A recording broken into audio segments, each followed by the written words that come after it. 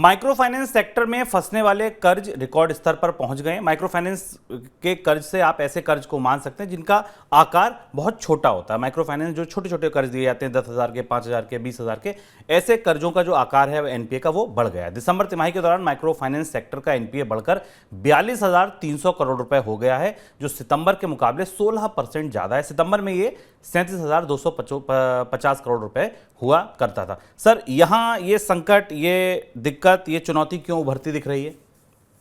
देखिए, छोटे कर्जों वाले हिस्सों में एनपीए की समस्या लगातार बड़ी होती दिखाई दे रही है। बड़े कर्जों में एनपीए कम हो रहे हैं। उसकी वजह ये कि तो बड़ी कंपनियों ने पिछले 2-3 साल की नसीहतों के आधार पर अपने कर्ज कम किए हैं, या जो कर्ज में डूबी हुई कंपनियां हैं वो आईबीसी के जरिए या बाकी रास्तों के जरिए जा रही हैं। ये तीसरी महत्वपूर्ण खबर है कर्ज के बाजार से, जो एनपीए के नए हिस्सों की तरफ इशारा करती है। मनी सेंट्रल के दर्शकों को याद होगा कि हम इस बात पर चर्चा कर चुके हैं कि रिटेल और स्मॉल स्केल सेक्टर में, स्मॉल इंडस्ट्रीज में एनपीए बढ़ने की आशंका या संभावना आरबीआई और क्रिसिल की रिपोर्ट्स जारी कर चुकी है। माइक्रो फाइनेंस वो सेक्टर है जहां पर बहुत छोटी अवधि के, बहुत छोटे आकार के लोन दिए जाते हैं। 42,300 करोड़ रुपए के एनपीए काफी बड़े हैं उस हिसाब से इस सेक्टर के लिए।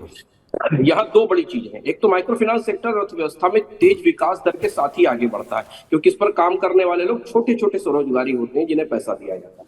अगर बाजार में पर्याप्त डिमांड नहीं है तो इनके लिए कर्ज चुकाना मुश्किल होगा। और दूसरी चीज है कि माइक्रो फाइनेंस सेक्टर में कर्ज की दरें काफी ऊंची होती है। अब जबकि भारत में ब्याज दरें रिकॉर्ड स्तर तक बढ़ चुकी हैं, तो माइक्रो फाइनेंस कंपनियों के लिए, माइक्रो फाइनेंस लेंडर के लिए सबसे बड़ी चुनौती होगी कि वो इस महंगे ब्याज दर पर, जो सामान्य रूप से भी दोगुनी होती है माइक्रो फाइनेंस के लेंडर के लिए। अगर मान लीजिए बाजार में ब्याज दर 10 से 12% है, तो माइक्रो फाइनेंस लेंडर को उससे 6 से 7%, 8% ज्यादा पर कर्ज देना होता है। ऐसी स्थिति में इतना महंगा कर्ज जो दिया गया है उसकी वसूली कैसे होगी? और आने वाले 6 महीने, 8 महीने कर्ज की दृष्टि से दबाव वाले रहेंगे, क्योंकि ब्याज दरों में लगातार बढ़ोतरी बनी रहेगी। ऐसी स्थिति में माइक्रो फाइनेंस कंपनियां दोहरे दबाव में, एक तो उनके पास नए कर्ज की मांग आने की संभावना नहीं है, और दूसरी तरफ उनके पिछले फंसे हुए कर्ज हैं वो कैसे मिलेंगे, और इसलिए शायद हमें यहाँ एनपीए का दबाव बढ़ता दिखाई दे रहा है।